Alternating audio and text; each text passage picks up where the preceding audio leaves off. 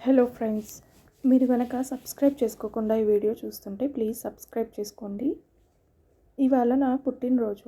నాకు శుభాకాంక్షలు చెప్పాలని, నాతో ఈరోజు గడపాలని, నన్ను ఆశ్చర్యపరచాలని ఇవాళ పొద్దున్నే వచ్చింది 22 సంవత్సరాల నా ఏకైక కూతురు కీర్తి.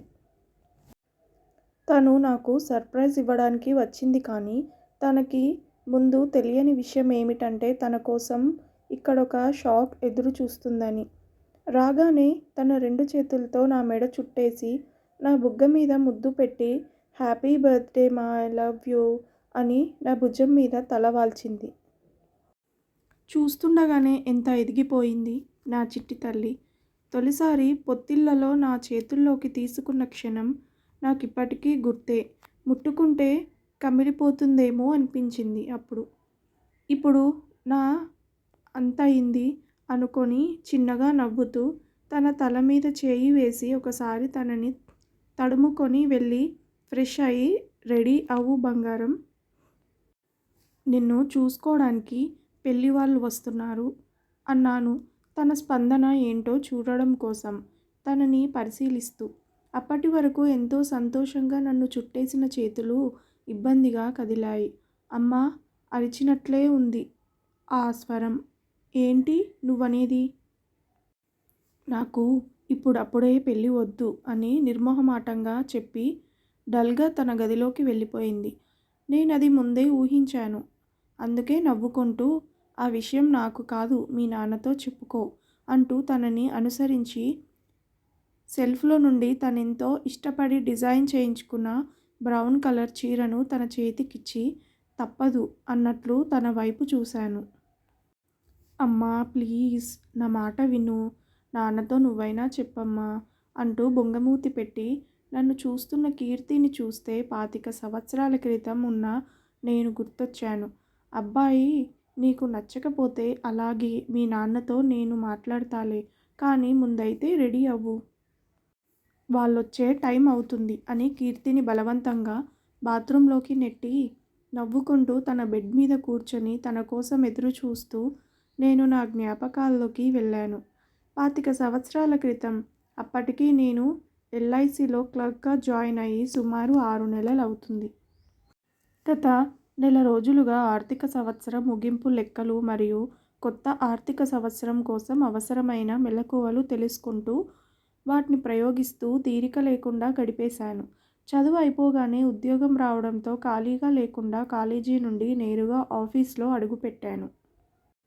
దానికి నేను అలవాటు పడుతుండగానే ఆర్థిక సంవత్సరం వ్యవహారాలు రావడంతో భారంగా గడుస్తున్న రోజుల్లో ఏప్రిల్ 14 సెలవు కావడంతో శరీరంతో పాటు మనసుకి కూడా ఊరట కలుగుతుందని అనుకున్నాను. రోజంతా నిద్రపోవాలి అని కలలు కంటూ పడుకున్నాను. ఉదయం 8 అవుతున్నా అలాగే నిద్రపోతున్నాను.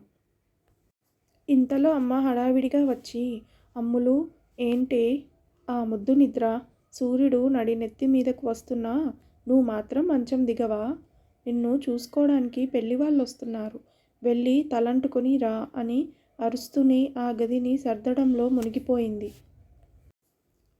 ముందు మాటలకు బద్ధకంగా కదిలిన నాకు ఆ ఆఖరి మాటలతో మత్తు వదిలిపోయింది.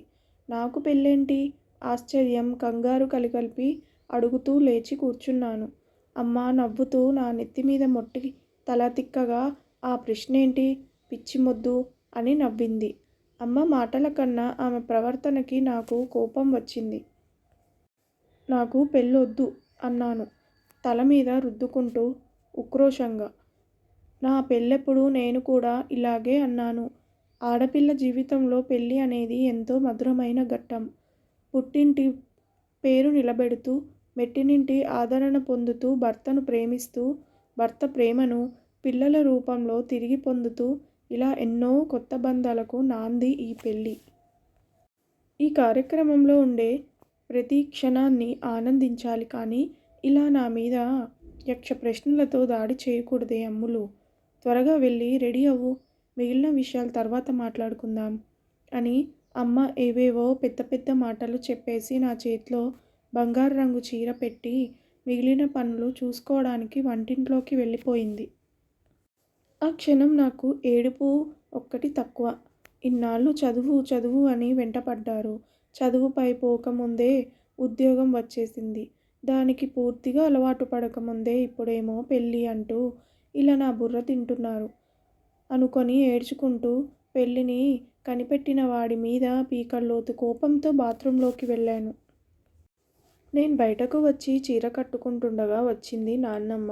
ఇంకా ఎంతసేపే అంటూ. నీకేంటే అంత తొందర?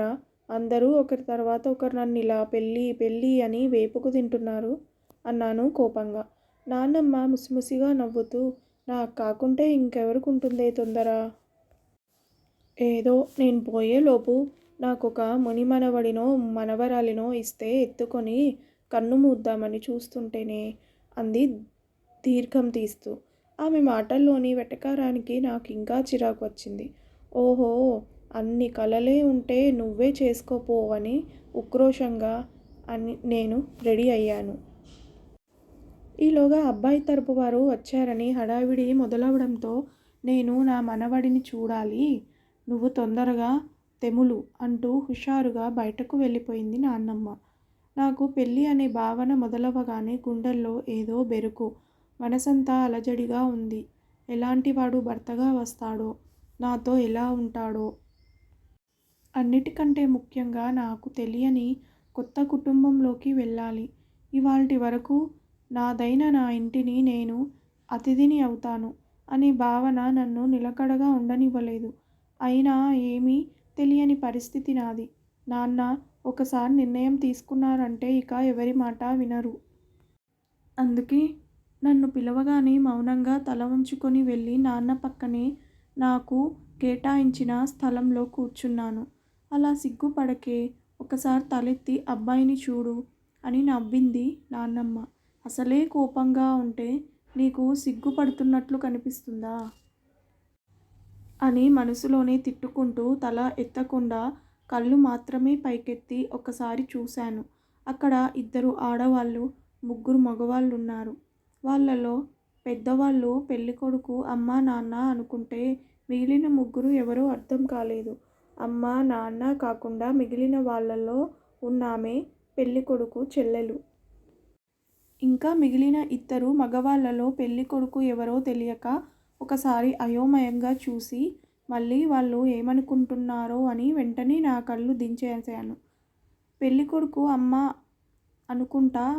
అయ్యో పిన్నిగారు, అమ్మాయిని అలా కంగారు పెట్టకండి అని నాన్నమ్మతో అంటూ నా రెండవ పక్కకు వచ్చి కూర్చొని నా చుబుకం కింద చెయ్యి పెట్టి నెమ్మదిగా నా తలను పైకెత్తుతూ, అదిగో నీ ఎదురుగా కూర్చొని నిన్ను దొంగచూపులు చూస్తున్నాడే, వాడే మా అబ్బాయి, అదే పెళ్ళికొడుకు అంది నన్నే మురిపంగా చూస్తూ.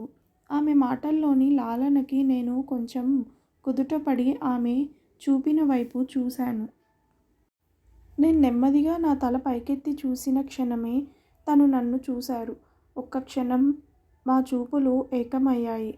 చామన ఛాయ మేని రంగు, ఉంగరాల జుట్టు, నవ్వుతున్న కళ్ళు తన కళ్ళ దగ్గరే ఆగిపోయింది.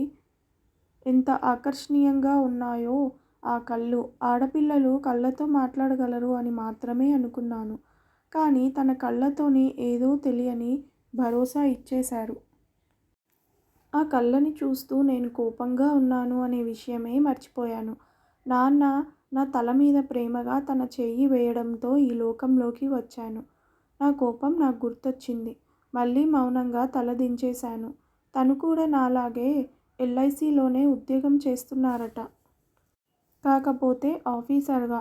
ఇద్దరిది ఒకే ఉద్యోగం అయితే ఒకరి ఇరుకు ఇబ్బందులు మరొకరు బాగా అర్థం చేసుకోగలరు, ఒకే దగ్గర ఉండగలరు అనే ఉద్దేశంతో పెళ్లి మాటలు కొనసాగించారు. నా సమాధానం కోసం ఎవరూ అడగనే లేదు. అయినా మా వాళ్ళు ఏం అర్థం చేసుకున్నారో కానీ తనతోనే నా పెళ్ళి నిశ్చయమైపోయింది. 10 రోజుల్లోనే నిశ్చయతాంబూలాలు కూడా మార్చుకున్నారు. 40 రోజుల తర్వాత పెళ్ళి ఖాయం చేశారు. పెళ్లి చూపుల్లో పెళ్లి ఖాయం చేసుకున్న మర్నాటి నుండి ప్రతిరోజు పొద్దున్నే 6 గంటలకల్లా మా ఇంటి ల్యాండ్లైన్ మోగేది. ఎవరో కాదు, తనే. తన ఫోన్ కాల్తోనే నేను నిద్ర లేచేదాన్ని. విసుగ్గానో చిరాగ్గానో ఉన్నా తప్పక తనతో మాట్లాడేదాన్ని.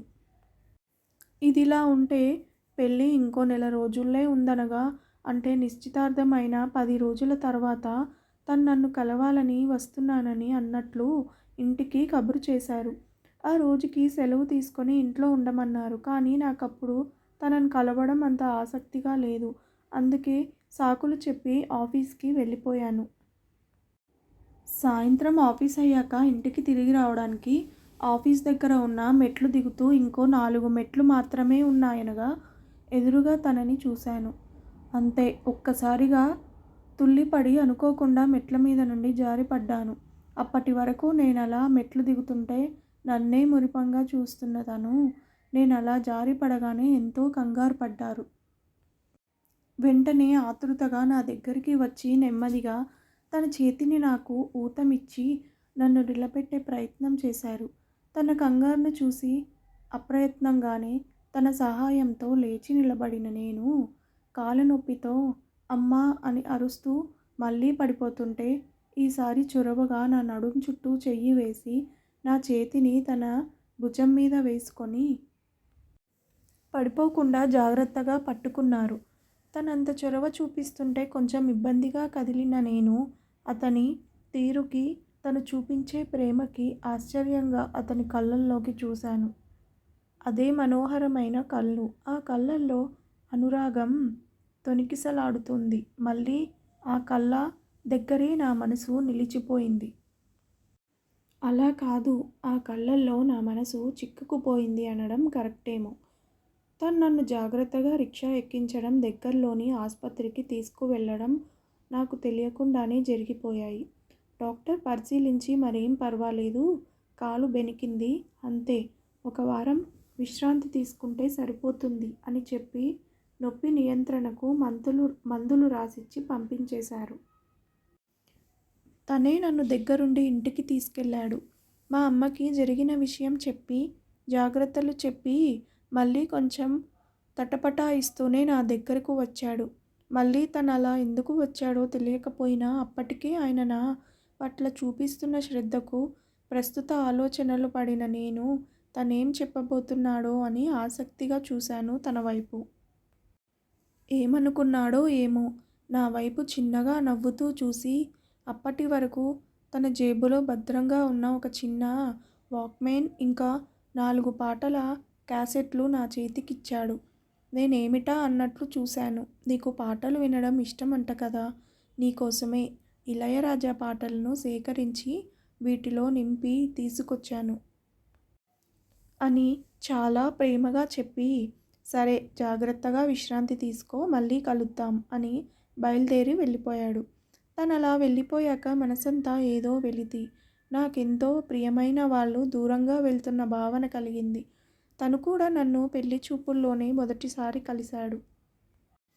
అయినా ఇంత కొద్ది సమయంలో నన్ను ఇంతగా ప్రేమించగలిగాడా? ఎలా? ఒక వ్యక్తి అసలు తనకేమీ కాని వ్యక్తిని ఇంతలా ప్రేమించగలరా? ఇది ప్రేమేనా? అయినా తనకి నేనంతలా నచ్చడంలో కారణం ఏంటి?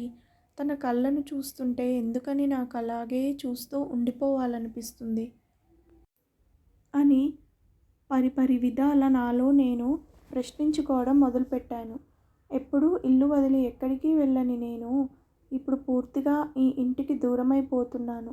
మనం ఎంత ఆశపడినా అత్తమామలు అమ్మా నాన్న కాలేరు కదా ఒక కోడలికి ఎప్పటికీ. ఇలా రకరకాల భయాలతో ఉన్న నాకు అతని చూపులో ఒక రకమైన ధైర్యం కనిపించింది. చూస్తుండగానే పెళ్లి గడియలు రానే వచ్చాయి. కొత్త జీవితంలో ఎదురయ్యే పరిస్థితుల గురించి చిన్న చిన్న భయాలతో, కొత్త కాపురం గురించి రకరకాల ఆశలతో, మనువాడిన పతిదేవునితో గడపబోయే క్షణాల కోసం మధురమైన ఊహలతో, ఉద్వేగం, ఉత్సాహం, ఆతృతతో మెట్టినింట్లో అడుగుపెట్టాను. నాటి నుండి నేటి వరకు ఈ 25 సరదాలు, సరసాలు, చిరునవ్వుల గిల్లికజ్జాలు, ముద్దులు, మురిపాలు, మా చిట్టి తల్లి కేరింతలు, ఇలా గడియకో కొత్త ఆనందం, రోజుకో చిలిపి అనుభవంతో నా జీవితం ప్రతి ఆడపిల్ల కలల జీవితంగా గడిచింది. ఇప్పుడు మళ్ళీ ఈ తంతు నా కూతురి వంతైంది. నా ఆలోచనల్లో నేనుండగానే నా కూతురు వచ్చి అందంగా ముస్తాబై నా ఎదురుగా నిలబడింది. ముగ్ధ మనోహరంగా ఉన్న నా చిట్టి తల్లిని ఒకసారి పైనుండి కింద వరకు చూసుకొని, అమ్మో నా దిష్టే తగిలేలా ఉంది అనిపించి, నా 2 చేతులతో తన చుట్టూ తిప్పి ఆ 2 చేతులను నా తలకి ఆంచి వెటికలు విరిచాను. అప్పుడు చూశాను నా కీర్తి కళ్ళల్లో సన్నటి నీటి పొర.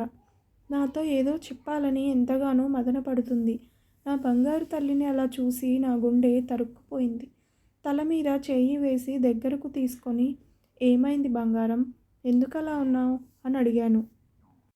వెంటనే కీర్తి నన్ను గట్టిగా చుట్టేసుకొని, అమ్మా నాకు ఈ పెళ్ళి ఇష్టం లేదు, నేను నాతో పాటు పని చేస్తున్నా అని ఏదో చెప్తుండగా హాల్లో నుండి మా శ్రీవారి పిలుపు వచ్చింది, తొందరగా కీర్తిని తీసుకురమ్మని. వెంటనే నేను కూడా తేరుకొని ఇక తప్పదని నా కూతుర్ని బుజ్జగిస్తూ, తల్లి ఈ విషయాలన్నీ మనం మళ్ళీ మాట్లాడుకుందాం, నీకు నచ్చకుండా మాత్రం ఈ పెళ్ళి జరగదు, ధైర్యంగా వచ్చి కూర్చోమ్మా, అన్నీ నీ మంచి కోసమే జరుగుతున్నాయి అని తనని తొందర పెడుతూ హాల్లోకి తీసుకువెళ్ళి వాళ్ళ నాన్నగారి పక్కన కూర్చోపెట్టాను. తప్పదన్నట్లు నాతో పాటు బలవంతంగా బయటకు వచ్చిన కీర్తి ముభావంగా తన నాన్నగారి పక్కన కూర్చొని నేల చూపులు చూస్తుంది. అప్పుడు తనని అలా చూసిన ఎవరికైనా అర్థమవుతుంది తనకు ఆ పెళ్ళి ఇష్టం లేదని. కాసేపు తనని అలా గమనించిన పెళ్లి కుమారుడిగా వచ్చిన వ్యక్తి, ఏమండి కీర్తి గారు, ఒకసారి తల ఎత్తి చూడండి, మీ అందమైన చిరునవ్వును చూడాలని ఉంది అన్నాడు నవ్వుతూ చొరవగా. ఆ గొంతు ఎక్కడో విన్నట్లు అనిపించింది. ఆశ్చర్యంగా తలెత్తి చూసిన కీర్తి ముఖంలో ఒక మెరుపు మెరిసినంత కాంతి వచ్చి చేరింది. ఆనందంగా నాన్న అంటూ వాళ్ళ నాన్నని చుట్టేసింది. అసలు విషయం ఏమిటంటే, కీర్తి తనతో పాటు పనిచేస్తున్న శ్రీరామ్ను ప్రేమించింది. అతనికి కూడా కీర్తి అంటే ప్రాణం. కీర్తి నా పుట్టినరోజు కోసం ఇక్కడికి వస్తుంది అని తెలిసిన శ్రీరామ్ మా శ్రీవారితో వాళ్ళ ప్రేమ విషయం చెప్పాడు. అతని మాట తీరు ప్రవర్తన గుణగణాలు నచ్చడంతో మా శ్రీవారు మా బంగారు తల్లి కీర్తికి ఈ సర్ప్రైజ్ను ప్లాన్ చేశారు. విన్నారు కదా ఫ్రెండ్స్, ఈ కథ కనుక మీకు నచ్చితే ప్లీజ్ సబ్స్క్రైబ్ చేయండి, లైక్ చేయడం మర్చిపోకండి. Thank you so much for watching this video.